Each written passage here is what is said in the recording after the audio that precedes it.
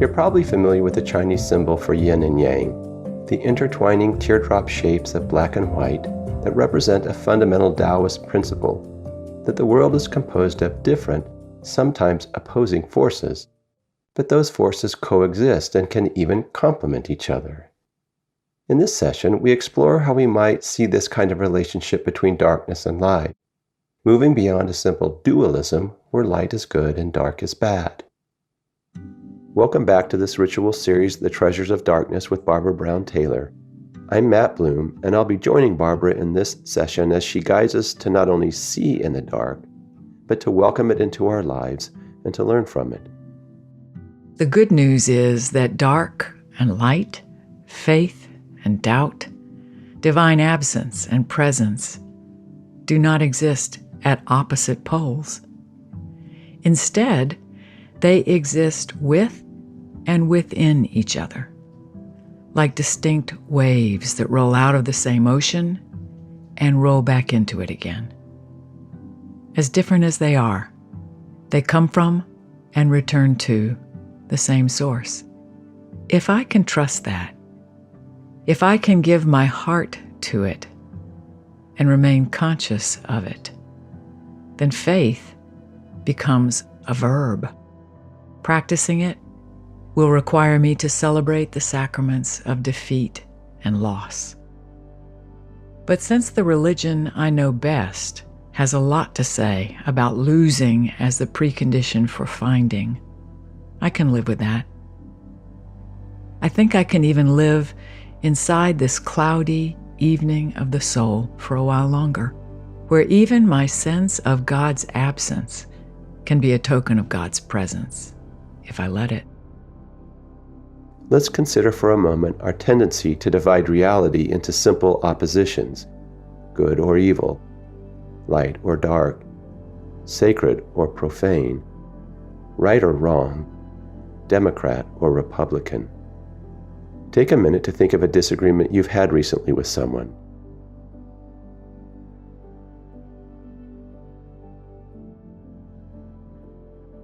Bring to mind what that disagreement was about, and focus mostly on your perspective, what it was that you were unhappy about.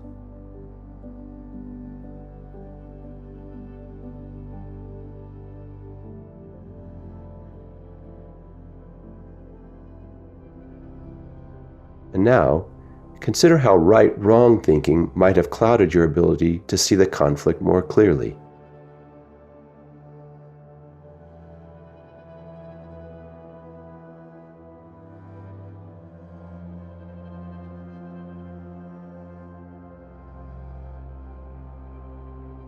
As you try to push away from this simple dualism of I'm right and they're wrong, what feelings awaken in you? And take a moment to consider this. What if in your recent conflict, you shifted from one person is right or one is wrong to both of you are right and wrong?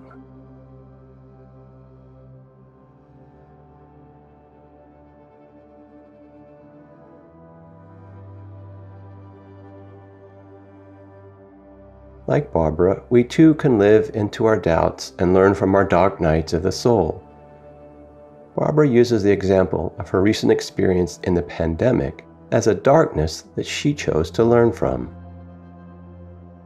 Think about the slowdown of the past 15 months. However we use the metaphor of the darkness of pandemic, and good grief, whatever people mean by dark, as scary, threatening, unexpected, it's there. But I've got to say, this past year has had revelations in it I don't want to lose. I don't want to go back to the way it was. Back to normal for me would mean hyperactivity, doing and going and saying yes to things because it's too complicated to think of how to say no.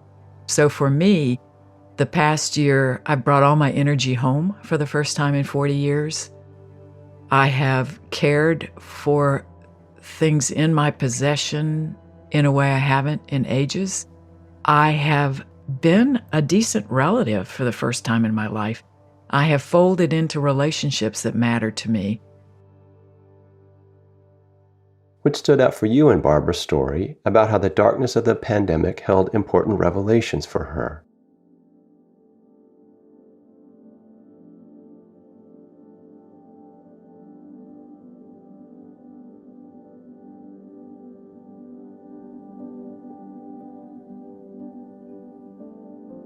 can you see parallels to your own experience of the pandemic?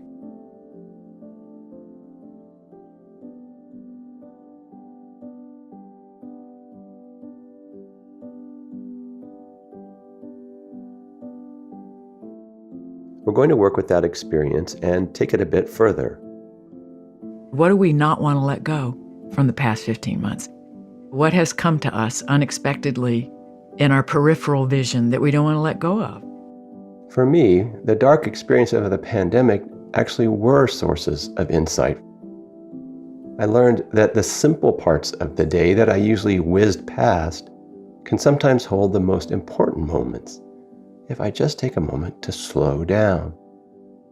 At first, having my days be so constrained meant that there wasn't enough to sometimes fill the day, and I was frustrated. But this idea of seeing the light in the dark, seeing what the dark can reveal, helped me to notice that the quiet moments are some of the best ones. As you think about your own pandemic experiences, what might you hold on to from this recent moment of darkness in your life? Try to bring at least one thing to mind, even if you're not sure about it, or even if it still has some dark shadows for you. Pay attention to the dualities that are present in your own thinking.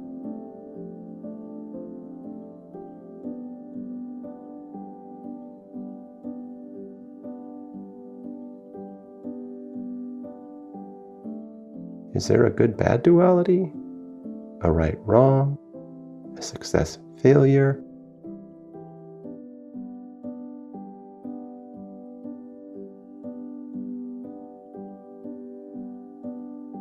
Sometimes to spot the duality, we have to take notice of the half that we do see and how it's led us to draw certain conclusions.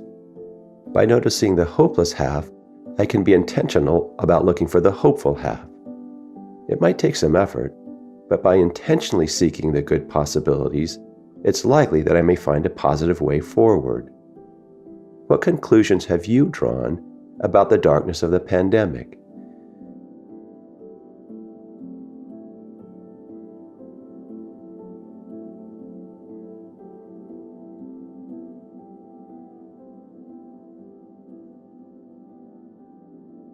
Notice what half of the duality these conclusions point to.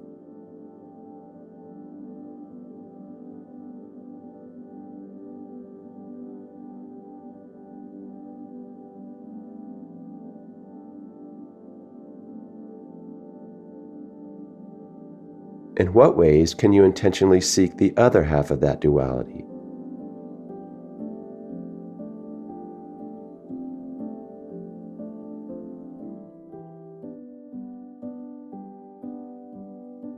We will gain important insights into the darkness we experience if we can find the other half of the duality. And the search for that half often requires slowing down our thinking. Learning from the dark, just like walking in the dark, means sometimes that we have to move and think slowly. Whether it is a form of depression, which I know about, whether it is the loss of a dear loved one, which I know about, whether it is a pandemic, which I know about, whether it's aging, which I know about.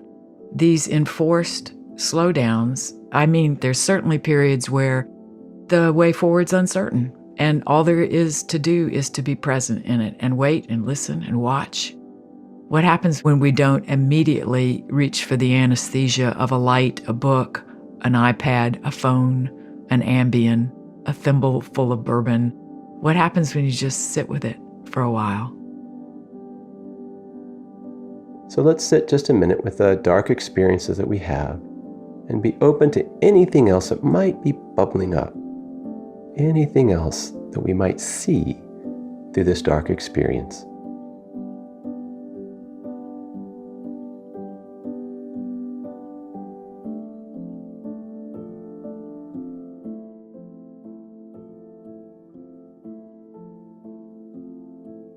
Are there glimmers of light that you can see emerging from within the darkness?